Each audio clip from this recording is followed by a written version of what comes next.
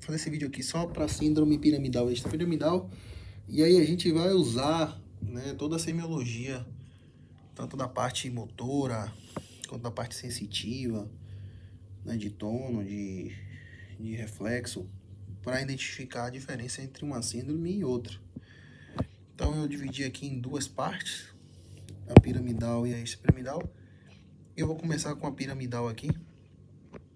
Eu achei interessante aqui, ó, essa foto, porque a extrapiramidal afeta praticamente toda a parte, todo o músculo como um todo, né? E a piramidal aqui já é a metade, né? Então, geralmente o paciente tem uma debilidade de um lado do corpo. E aqui a gente vê a fotinho aqui de uma placa de ateroma, né? Pode formar aí um acidente vascular cerebral, enfim, tá? Então, a gente começa falando aqui nas partes na piramidal em formação geral. Existe uma diferença aqui, né, que ela acho que vai cair na prova, que são lesões que acontecem antes do cruzamento bulbar, onde se decursa as fibras. Outra coisa é depois do cruzamento bulbar, mas ainda ali a nível dos pares craniais. E outra coisa é uma lesão a nível na medula, tá? Por que eu tô falando isso? Porque existem aqui, ó, a síndrome da neurona motora superior, que é a síndrome piramidal, propriamente dita. Já quando é a síndrome da neurona inferior, ou também chamado de síndrome neurógeno periférico, ou também chamado de síndrome medular espinhal, foi assim que eu entendi. Aí aqui já é a parte de compressão por hérnia, tumores, e aqui a gente já se refere aqui a AVC, etc, e TCE, enfim. Mas existe, o slide sempre está comparando essa da motona inferior, né, que é medula espinhal, quais são as manifestações clínicas da piramidal. Mas aqui tem algo interessante, que na própria piramidal ela se divide em dois, porque quando eu tenho uma lesão, como eu falei aqui, ó, antes do cruzamento, tá, vou ter uma hemiplegia direta. Então ela diz lá que existem dois tipos de hemiplegia: a direta e as alternas, chama de alterna, tá? Então, o que é que isso quer dizer? É que quando é direta, vai ser o padrão hemiface inferior, tá vendo? Com toda a metade, um hemicorpo, hemiplegia. Só que aí, quando é alternada, quando acontece aqui mais a nível depois do cruzamento bulbar, mas ainda ali na parte dos pares craniais, tá vendo? Pode afetar toda a hemiface, porém do lado oposto. Então, continua sendo a síndrome piramidal, porém é uma hemiplegia alterna, tá? Então, talvez caia essa pegadinha, não sei, enfim, pode acontecer isso, tá?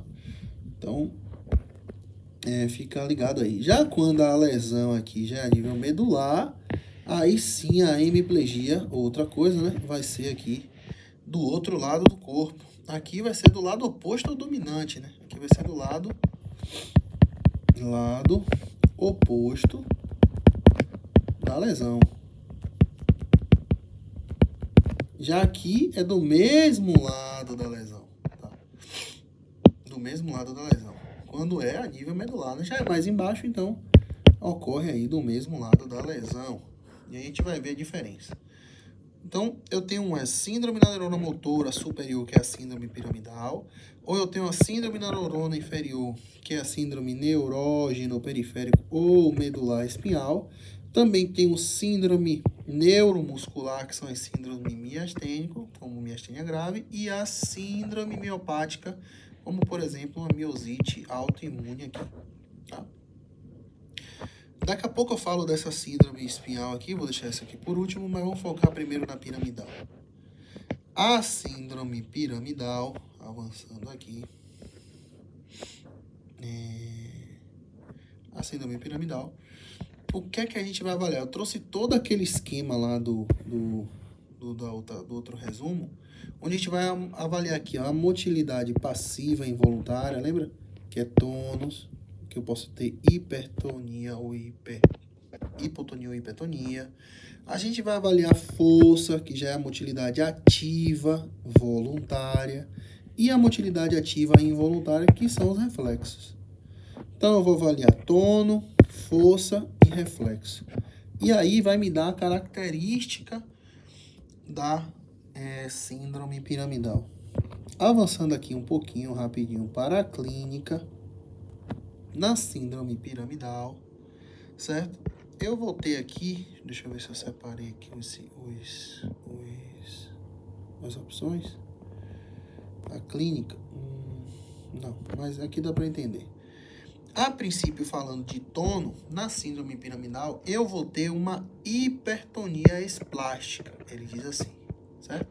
Só que entenda que quando o quadro é agudo, quando começa a ter, né, um AVC, por exemplo, o paciente ele pode chegar com hipotonia flácida, tá? Então, toma cuidado, porque o paciente, se for em fase aguda, pode estar hipotônico, pode estar flácido. E depois que passa o tempo, a sequela vai deixando o paciente hipertônico esplástico. É uma hipertonia esplástica, ou também elástica, que a gente chama, na verdade, né? De esplasticidade, porque a hipertonia plástica de rigidez está na síndrome extrapiramidal. Então aqui é uma hipertonia elástica, chamada de hipertonia esplástica. Por isso que o signo é de navalha, não é de roda dentada. A dentada é hipertonia rígida, certo? Então, quando a gente vai fazer lá para avaliar se o paciente está hipertônico, no caso de um paciente crônico, a gente vai elaborar os movimentos, as manobras de motilidade aqui passiva, né? Onde tem a prova de talão e isquio, né? Lembra lá que o paciente fica deitado e dobra o joelho até passar da linha do joelho, flexiona um membro até que ele passe da linha do joelho e encoste lá na parte no glúteo. Andrés Thomas, aí a gente vai segurar na cintura do paciente e vai girar a cadeira dele para o braço mover, e aí pode estar muito ou pouco, tá hipertônico ou hipotônico. E esse aqui, Stuart Hollis, aí, onde a gente faz aí o braço contra o rosto, se passa direto e pega no rosto, tá hipertônico, e se não volta, né, tá hipotônico. E além desse signo aqui, que é característico de síndrome piramidal, que é o signo de la navalha, ou no Brasil chamado de canivete. Então, o tono vai estar hipertônico nessas manobras, né? Talon isquio, Andrés Thomas, Holmes e signo de la navalha. Aquele signo de irritação meninge aí é coisa de meningite, e aquele de extensão da criança lá, né, de tração ali é para identificar patologias congênitas. Esses daqui são os mais específicos assim para síndrome piramidal, de preferência aí, o signo de la navalha aí. Além disso, a gente vai avaliar também a parte de motilidade ativa, voluntária, que é a força, que pode estar com o paciente geralmente vai estar com a hemiparesia ou hemiplegia, certo? E aqui é um dos principais motivos de consulta e geralmente é do lado, voltando aqui, botar aqui do lado oposto à lesão. Principalmente se acontece no lado dominante, aí já afeta, né, a parte de Wernicke, vai afetar a parte de Broca, vai afetar a parte de Brodmann, né? Mas se afeta aqui um dos dois lados, aí sim vai afetar a parte motora, tá? Então, a força, lembra as manobras de força? As que eu solicito que o paciente faça um movimento contra-resistido, e as que eu peço que o paciente faça um movimento involuntário, essa daqui de Mingazini, Varré, e de membros superiores, onde eu peço o paciente para levantar os dois braços, né? Esse, por exemplo, levanta os dois braços, ele não consegue manter. Então, essa o paciente faz sozinho, e essa eu faço contra-resistido com o paciente, que vai me gerar uma escala de Daniels, onde 0 não produz, 1 se produz, 2 não vence a gravidade, 3 vence a gravidade, 4 vence a gravidade, mais a resistência que eu coloco, um peso ou minha mão, e o 5 ele vence normal e sem sinais de fadiga. Então essa é a força que avalia, e o paciente quando está com uma síndrome piramidal, geralmente ele vai estar aí ou hemiparesia ou hemiplegia, tá? Então ele pode também ter os dois. Eu vi um paciente nosso que estava com hemiplegia do membro superior, mas estava com hemiparesia do membro inferior. Então pode acontecer, só tem que lembrar que é do lado oposto da lesão aí, tá? E é M, geralmente, né? M. Além disso também eu vou avaliar os reflexos aqui na síndrome piramidal, onde a gente vai avaliar a parte involuntária, que vai ter, ou o paciente pode estar com hiporreflexia ou hiperreflexia. Aqui na síndrome piramidal é que tem uma particularidade. Na síndrome piramidal, a superficial, né? A gente vai estar aí na parte da síndrome síndrome piramidal, o paciente vai estar com uma hiporreflexia superficial, mas vai estar com a hiperreflexia profunda, tá? Profunda. Deixa eu confirmar aqui, ó. Tá vendo? Hiperreflexia profunda. Então, a parte superficial aqui, de novo, superior, hiperreflexia, tá? A gente se refere à parte profunda, mas a superficial não, ela vai estar aí normal, tá? Lembrando que a parte superficial vai estar afetada, ou tá hipo ou arrefexia, certo? Arrefexia, ou hiporreflexia ou arrefexia. Agora tem um Babinski aqui, né, que é o referente à síndrome piramidal, que quando dá o reflexo cutâneo dá positivo, né? É um reflexo cutâneo, tá? Uma coisa, tinha foto lá de você fazendo a parte cutânea plantar e o paciente não sente, né? Porque vai ter hiporreflexia, tá? Ele não sente. Uma outra coisa é o Babinski, tá? O Babinski eu acho que já é mais profundo, né? Não tá nem aqui, mas acho que é o reflexo mais profundo aí, tá? Porque coloca lá o coisa, eu deixei aqui, mas é uma variação, né? Do reflexo cutâneo plantar, tá? E aí vai fazer uma hiperextensão dos dedos e abertura em leque também dos dedos aí, tá? Além de Babinski, pode ser também Charcot, ou Openheim, ou esse aqui, Scarfe, ou Gold. Ele pode não usar Babinski na prova e colocar um desses aqui, e quer dizer que é síndrome piramidal se der positivo. Lembrando que se der negativo também pode ser síndrome piramidal, mas sempre que der positivo é garantido ser síndrome piramidal.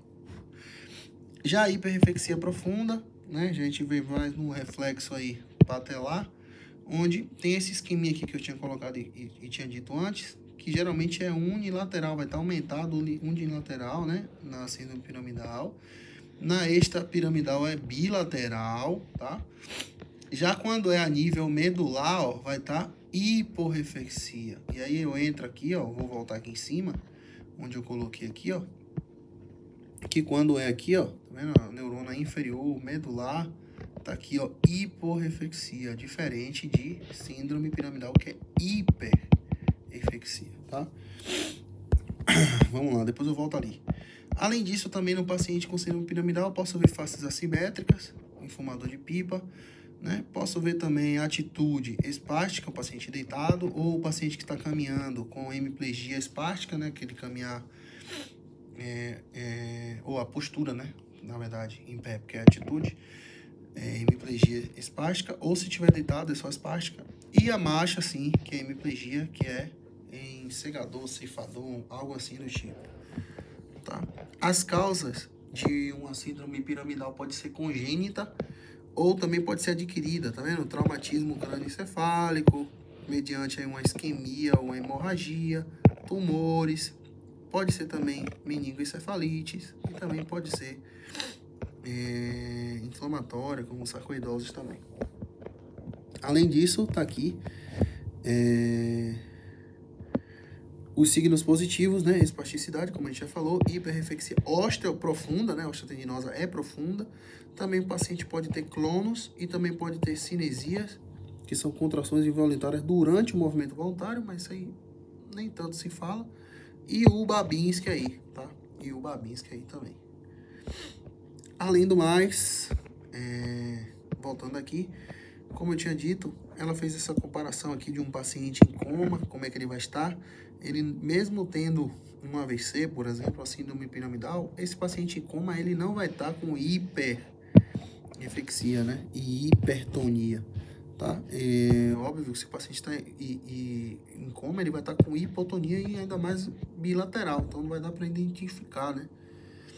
Então eu entendi assim, a reflexia vai estar hiporreflexia, mas ela não se refere aqui, mas provavelmente é profunda, já que está em coma também. Então tem que tomar cuidado aí para não confundir.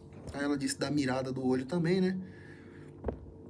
Também pode ter essa alteração na mirada e para o lado aí, no caso do lado direito, hacia arriba, assim, né?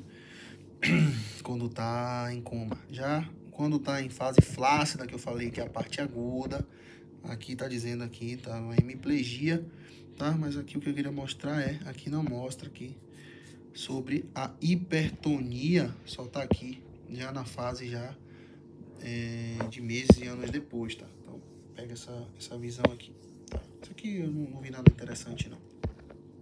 É só para saber dessa diferença quando o paciente está em coma, né? Como ele pode apresentar, mesmo tendo uma síndrome piramidal, enfim. Aí aqui a comparação da superior com a espinhal, foi o que eu falei lá. Aqui em cima, ó, é mais fácil, eu coloquei, voltando aqui, né? Também chamada de síndrome da neurona inferior, ou também síndrome neurogênio periférico, ou também síndrome medular espinhal. Aí aqui, assim, já tem uma parálise flácida. Lembrando que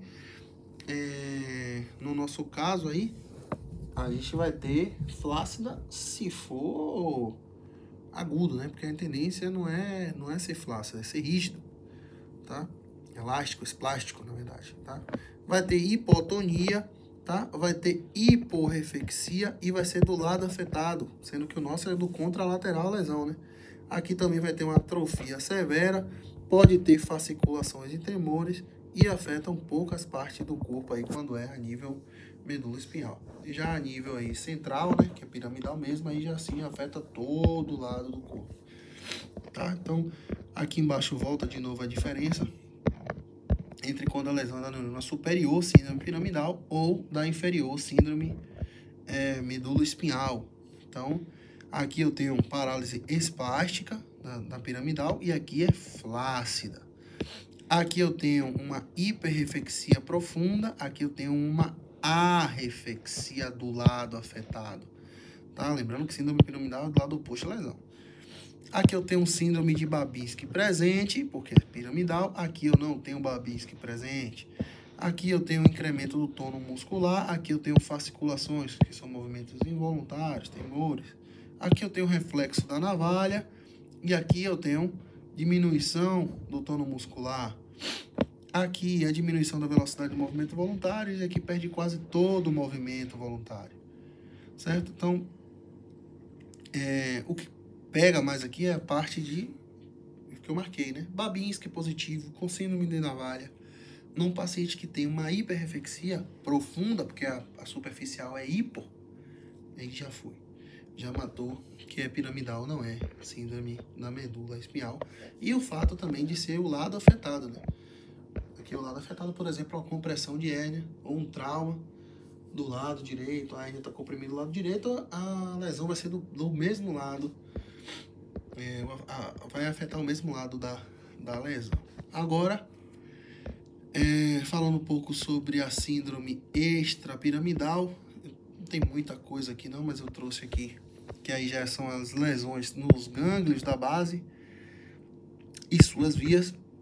Esse gânglio da base aí é responsável por controlar, evitar os movimentos voluntários. Então, se eu tenho dano no gânglio da base que evita o movimento involuntário, eu vou ter movimento involuntário.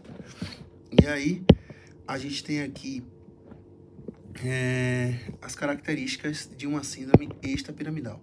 Aqui eu já vou ter uma hipertonia plástica, que é rigidez, tá? E aí o signo já é de roda dentada, tá? E o reflexo patelar aqui já vai ser diferente, porque é um aumento bilateral, sendo que a síndrome piramidal é unilateral. Os dois têm hiperreflexia, tá? Porém, um é bi e o outro é uni. Então, pega a visão nesse sentido, né? Só lembrar o paciente com Parkinson, ele vai ter nos dois lados, não é de um lado só. Aqui também já vou afetar como são gânglios da base e suas vias. A parte extrapiramidal aqui, porque aqui não fala, mas eu tenho um resumo aqui, rapidinho aqui, para entender melhor. Essa via aqui extrapiramidal, ela afeta tanto a parte do núcleo caudado, quanto do tálamo, quanto da parte do mesencéfalo na ponte, também cerebelo, tá vendo? E tudo isso interfere aqui, ó, no equilíbrio, se for na parte cerebelosa, equilíbrio, coordenação, ajuste de tônus, tá vendo? Já a parte aqui do núcleo caudado é responsável pela modulação do movimento. A parte do tálamo aqui recebe todas as informações sensitivas, né? A parte também da função motora. Então, como afeta muitas, ele chama de núcleo da base, né? Ele chama isso aqui de núcleo da base.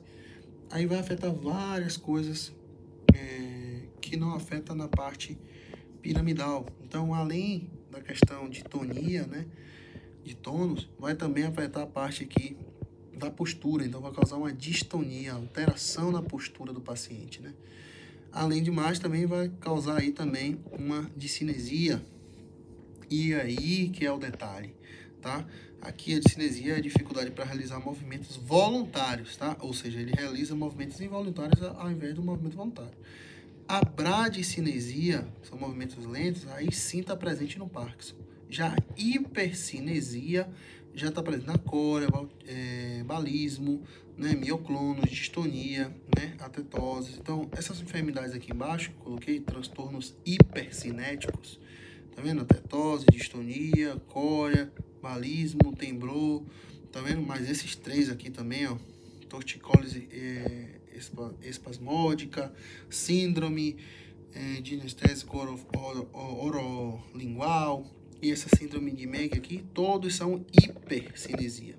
Então quer dizer que a síndrome extrapiramidal é uma discinesia que pode cursar com BRAD em enfermidade de Parkinson e hiper no resto todo. Então cuidado que Parkinson tem uma particularidade que é bradicinesia, tá? Além do mais, também pode causar aí tremores, né, de repouso, que é quando, por exemplo, eu estou tremendo, mas quando eu vou realizar um movimento voluntário, eu paro de tremer, tá? E também a parte do equilíbrio, como eu falei, cerebelo, todo esse núcleo da base, afeta todo esse sistema, então também afeta a parte do equilíbrio aí, tá? Então, falando de Parkinson especificamente, ó, bradicinesia ou hipocinesia, tá? Lembrando que as outras cursam com hipercinesia. E aqui eu também entro com hipertonia e rigidez, né? E também temblores de repouso, distonia de postura marcha, né? Chamada marcha festinante. E também pode alterar até na parte aí da fala e causar uma hipofonia também, tá? Então, o Parkinson de síndrome extrapiramidal tem a bradicinesia como diferença aí, essa hipofonia que pode chegar a causar também. Ela diz aqui que existe o Parkinson primário e o secundário. Por exemplo, o secundário ou o primário já é aí, a gente lembra, né, que falava da destruição da parte dopaminérgica ou redução da parte dopaminérgica da substância negra ou dos corpos de Lewis. Também pode ser genético, idiopática. Isso aí é mais a parte primária. E a secundária é pós aí o uso de fármaco, né? Ou também aqui como antidopaminérgicos, ou encefalites, ou tóxico também como monóxido de carbono, ou isquemia, AVCs isquêmicos, infecções também pode gerar também. Dependendo da área de afetação, tá vendo? Se afeta a substância negra, aí também já compromete essa parte aí. Aqui, praticamente é isso. Não tem muito o que falar. E as outras patologias que são hipercinéticas, hipercinesia. Aí eu coloquei só assim, detalhes que ela falou lá na hora, porque não vale cada patologia. Ela fala aqui, tá vendo? Essa atetoses aí. Não sei se ela começou com essa atetose, fazia movimentos lentos em todo o membro inferior. É que começava assim, ó, córea. Córea é movimento na extremidade, são movimentos rápidos. e apenas de dedo e da mão do pé. Já a atletoses são movimentos lentos e de todo o membro inferior. A diferença de balismo, que são movimentos violentos, agressivos, tá vendo? De todo o membro também, de músculos maiores, tá vendo? E aí sobra as distonias e os temblores, né? Temblores, enfim, mas as distonias também podem ser movimentos aí dolorosos, movimentos estranhos, bizarros, contraturas, torceduras também, além de essa torticólise espasmódica, que se refere a uma postura dolorosa de predomínio aqui no músculo externo escleromastóide, tá? E também a síndrome de cinésico aí orolingual. Então, orolingual é lábios, línguas e músculo da mastigação também. O paciente fica fazendo movimentos hipercinésicos, movimentos rápidos, enfim. E a de Meyer, né? Também aqui se refere aos párpados. O paciente lembra a foto do paciente com a cara fechada lá, os párpados e uma seta também. A princípio é isso, saber a diferença entre um e outro e a parte semiológica dos demais. E foi.